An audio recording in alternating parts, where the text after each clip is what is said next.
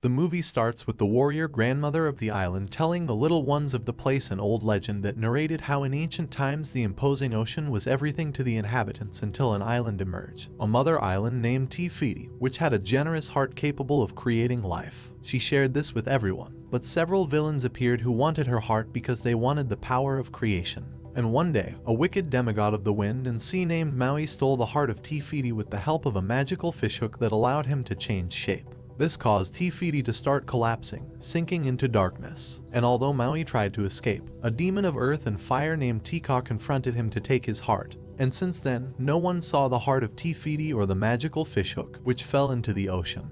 After that, the darkness continues advancing, causing the fish to flee from their island. But the wise grandmother was sure that a hero would appear who would return Te Fiti's heart. This legend greatly excites a little girl named Moana, who lived obsessed with the ocean. One day, while playing in the sea, the water clears a path for her, and then, a playful wave hands her the heart of Te Fiti. However, Moana ends up unintentionally losing it, and before she can retrieve it, her father, who is the chief of the village, arrives and takes her home to explain through song that she would soon become the chief of the island. But young Moana ignores this, as she can only think of returning to the sea. Moana grows up, still obsessed with sailing the ocean, but her father prevents her because it's dangerous, and because she will eventually become the chief of the island, she needs to concentrate on becoming a good leader. As Moana grows, feeling that no one understands her, one day her loving grandmother gives her unwavering support, showing her the sea and asks her to find her own destiny. But Moana's father arrives to stop it, showing her the place that only the chiefs of the island could go, where Moana would soon place a stone to begin her rule.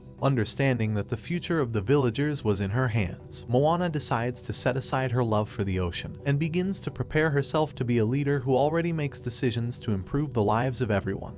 However, one evening she discovers that the island is running out of fish. Despite her father's prohibition to cross the reef, a spirited Moana suggests crossing it to find fish. When her father hears this, he gets angry because he believes she only wants to explore the ocean, and he warns her that it's very dangerous. This argument leaves Moana feeling frustrated because she believes her father doesn't understand her. Her mother arrives and consoles her, telling her that her father was just trying to protect her because when he was young, he was very much like her. He was obsessed with the ocean and confesses that one day he decided to cross the reef with his best friend. Due to a powerful storm, his friend fell from the boat and drowned in the merciless ocean, and so he tries to keep her safe. Her mother advises her that one couldn't always do whatever one wanted, and despite Moana understanding that her mother was also turning her back on her, she doesn't want to give up on sailing. She takes a boat, determined to cross the reef. However, she discovers that the ocean wasn't what she expected because after a while, aggressive waves capsize her boat, leaving Moana badly injured. So, she agrees with her father's point and returns to the island, determined to rule. Her loving grandmother sees her and promises to keep the secret,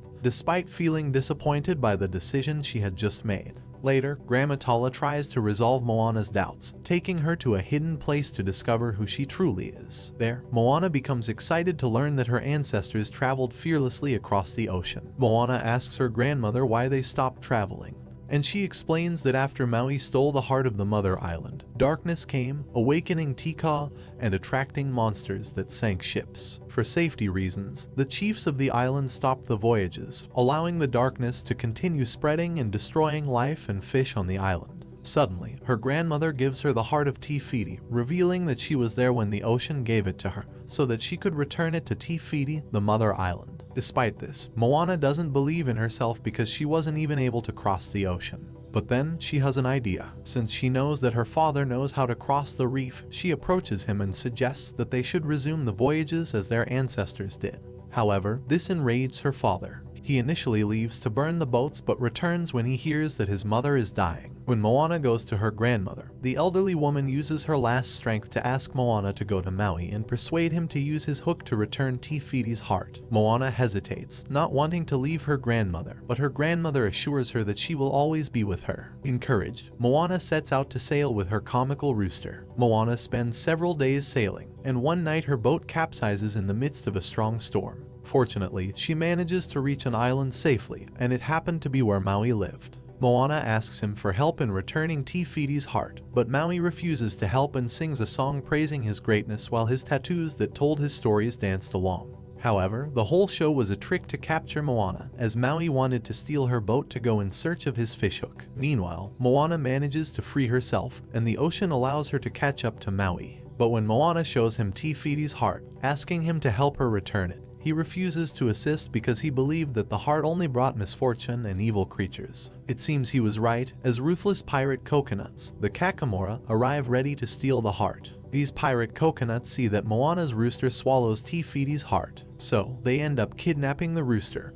and since Moana wouldn't allow that, she goes after them. While the cowardly Maui runs away, the brave Moana confronts the Kakamora, retrieves the heart, and returns to the boat with her rooster, which eventually spits out the heart. Then Maui gets the heart back while they sail. He tells Moana that he wasn't willing to sacrifice himself for Te Fiti. However, Moana points out his tattoos and makes him realize that now everyone saw him as the dirty thief who stole the heart from the mother island. But if they teamed up, they could change that image and be seen as heroes. This changes Maui's mind, and he agrees to the mission. Maui then teaches Moana how to navigate, and along the way, they become friends. Finally, they manage to reach the realm of monsters, where a gigantic crab lives, having stolen Maui's fishhook. The entrance to the dark realm of monsters is a very deep pit. Maui jumps in, believing that Moana won't follow him. Although she is frightened, she remembers that the ocean chose her for a reason and jumps after him. When they arrive, Maui leaves Moana to her fate, and she is almost devoured by a pair of monsters. However, she miraculously escapes, and seeing that she survived, Maui decides to use her as bait to lure the egocentric crab. Moana begins to flatter the crab, who sings a catchy song about how much he loves shiny things. Just as the crab is about to devour Moana, Maui challenges the crab with his recently retrieved fishhook. However, Maui has no control over his fishhook, and the crab mocks him. The crab captures Moana after taking Maui's fishhook and then uses Maui as a toy. Maui tries to reclaim his fishhook, but the crab knocks him down and prepares to devour him. However, Moana intervenes by using Te Fiti's shining heart as a distraction.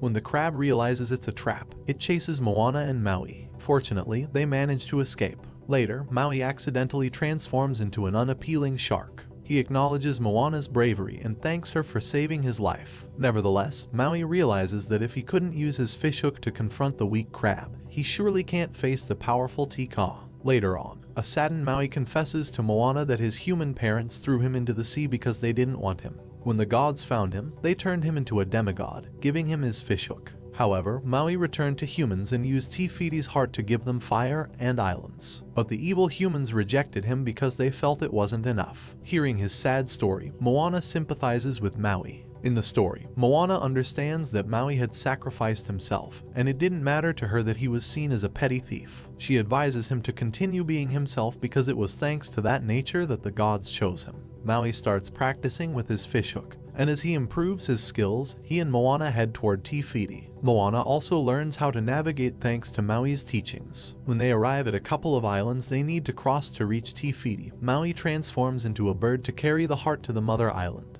However, Tika appears and knocks him down. Seeing this, Moana sails faster to help them cross the islands. Tika strikes again, but Maui manages to stop the attack with his fishhook, which cracks upon impact. Feeling worthless without his fishhook, Maui refuses to continue and gives Moana the heart before leaving. At this point, Moana feels utterly alone and returns the heart to the ocean, tearfully asking it to choose another heroine. Just then, the spirit of her grandmother appears, embracing her and urging her not to give up. This revitalizes Moana's confidence, and she decides to continue her journey. Determined, she crosses the islands to reach Te Fiti. When they arrive, Tika starts hurling balls of lava at them. However, Moana persists, and after successfully crossing the islands, she reaches Te Fiti's location. Tika tries to prevent her from reaching her destination, knocking down her boat. Just as Tika is about to finish her off, Maui returns to rescue her and confronts the demon, even though he knows that he can't withstand another blow. Maui's fishhook shatters when Tika strikes him with a powerful blow. Meanwhile, Moana manages to get to Te Fiti, and as she approaches, she realizes that Te Fiti is not a malicious force but rather a wounded and sorrowful being.